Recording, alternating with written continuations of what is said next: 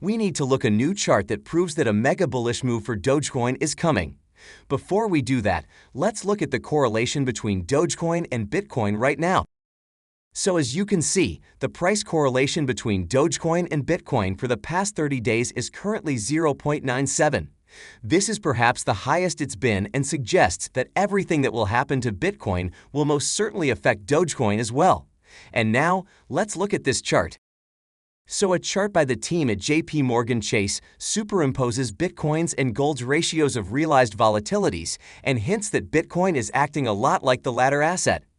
The chart shows the ratio of the 3-month and 6-month realized volatilities of Bitcoin versus that of gold. Furthermore, the report by the team at Fortune also forecasts that the total market cap of Bitcoin and gold could eventually equalize as they serve the same purpose. Also, the market cap of Bitcoin held by institutional investors will not increase soon till its volatility stabilizes to comfortable levels, as explained in the following statement. Since volatility is so critical when it comes to institutional investors' risk management, the market cap of Bitcoin held by institutions likely won't reach gold's level until its volatility subsides. With respect to Bitcoin's short-term price movement, the report by the Fortune magazine team hinted that Bitcoin could fall to below 20K before the end of this year. The potential of Bitcoin trading below 20K was also shared by Guggenheim's CIO Scott Minerd. Minerd stated that he expected Bitcoin to fall to 8K and that the crypto market is filled with a bunch of yahoos. According to his analysis, Bitcoin, on a fundamental level, should be worth 400K primarily due to the US Fed's rampant money printing. However, a flash to 8K might be necessary to allow for further growth. Additionally, he stated that the Bitcoin and crypto markets have yet to pass the test as credible institutional investments. He also said, Bitcoin and any crypto at this point have not really established themselves as a credible institutional investment. Everything is suspect. No one has cracked the paradigm in crypto. We have 19K digital currencies, and most of them are junk. Moving on, Michael Monroe Lewis, an American author and financial journalist, claimed that many new ads featuring his face have popped up on Facebook claiming that investors can earn anywhere between £190 to £3,400 a month investing in various crypto ventures. This wouldn't be a problem, except Lewis claims he hasn't endorsed any of these platforms, nor has he given them permission to use his picture. Facebook presently has rules in place designed to deal with situations like these. Per the company's current policies, ads must not contain deceptive, false, or misleading claims, such as those relating to the effectiveness or characteristics of a product or service. Moving on, a survey executed by the European Central Bank estimated that 10% of the Eurozone households are crypto holders. Wealthier families are more inclined toward purchasing Bitcoin and altcoins. The ECB Consumer Expectations Survey determined that approximately 1 in 10 family units in the following 6 European countries own cryptos.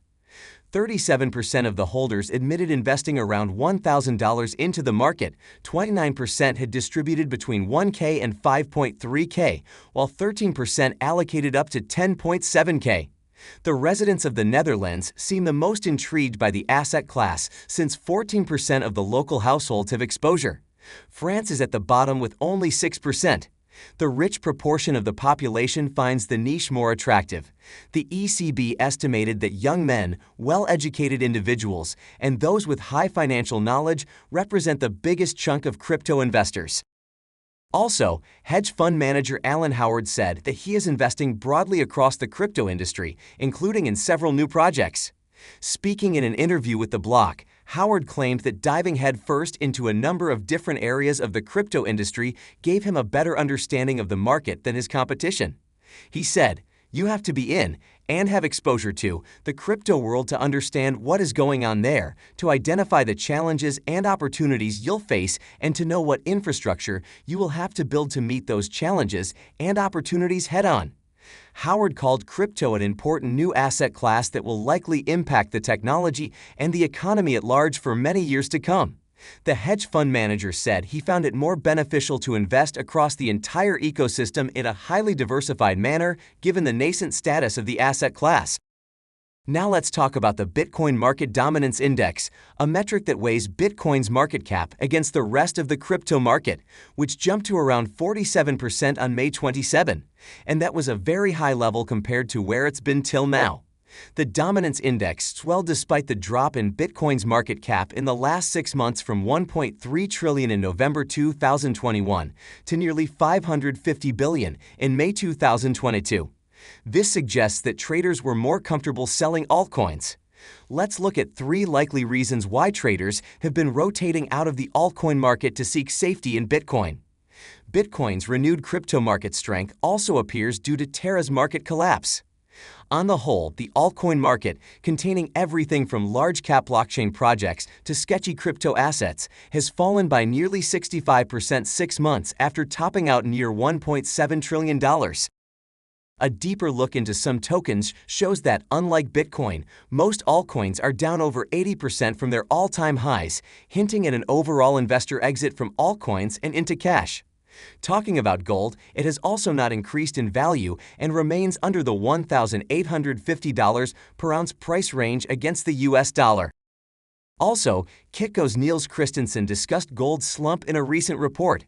He said that the gold market is not seeing much reaction to the disappointing economic data. And then gold bug and economist Peter Schiff talked about the GDP shrinking 1.5% and also mentioned that Bitcoin has decoupled from Nasdaq. He said, the U.S. economy, supposedly the strongest it's ever been, contracted by 1.5% in Q1. That is 0.2% more than analysts expected. If the GDP contracts again in Q2, then the economy is officially in a recession. If GDP contracts when the economy is so strong, imagine what happens when it's weak. While tech stocks are rising today, Bitcoin is falling, almost breaking below 28K. My guess is that Bitcoin will continue to maintain its positive correlation with the Nasdaq, but only when it's falling. Now let's talk about the FUD in the market. The past couple of months has negatively affected sentiment in the crypto market. Crypto spent most of April in the fear territory. Despite the recent market volatility, the Fear and Greed Index remained high until the recent crash Luna. The move sent the market into the fear territory. In addition, the index has dropped to its lowest level in almost 2 years at 12. More alarming is that the index dropped to its lowest level in almost 2 years during the last week at 8. It is considered the second lowest score recorded on the index, following the 5 in 2018. After reaching its May 17 lows, the index recovered some of its losses. However, it dropped to 11, and it is currently sitting at its lowest level since April 8. The extreme fear reading on the Fear and Greed Index reflects how investors are feeling about cryptos at the moment. The index is low, at 12, showing extreme fear. This lack of confidence in the market is further evidenced by the large number of sell-offs in the space. These sell-offs are contributing to the already declining sentiment in the market.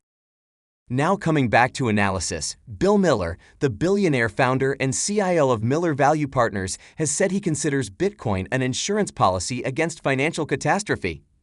Basically, Miller backed cryptos as a means for those caught in conflict to still access financial products.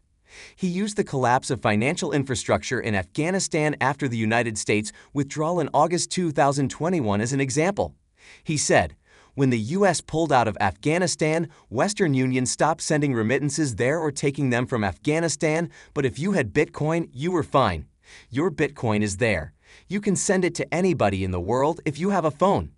He then talked about examples of how the crypto can function as insurance don't have to be all or nothing, and noted how Bitcoin performed during the early stages of the pandemic. He then talked about the Fed's reaction to it, saying that the system functioned without the Fed and without any interference. Everybody got their Bitcoin, the price was adjusted. Bitcoin is an insurance policy, the way I look at it. Miller also rebuked Warren Buffett's recent criticism of Bitcoin, where the latter famously remarked that it doesn't produce anything and he wouldn't take all the Bitcoin in the world for even $25. He basically said, that Bitcoin is a non-productive asset and therefore he can't value it. Fair enough. If the only thing that you think you can value are productive assets, then no one's making you buy it, right? So ignore it. Also, Bill Miller said that the upcoming Ethereum switch to a proof-of-stake network will saddle Bitcoin with one huge advantage over the top altcoin. He made sure to highlight the fact that each switch from a proof of work to a proof of stake consensus mechanism could increase financial inequality. This is really important as this is a problem that wouldn't be found on the top crypto asset by market cap.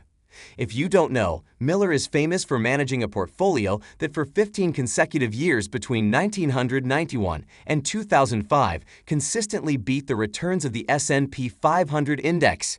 He's also known for his advocacy of Bitcoin and put half of his net worth into the asset in January.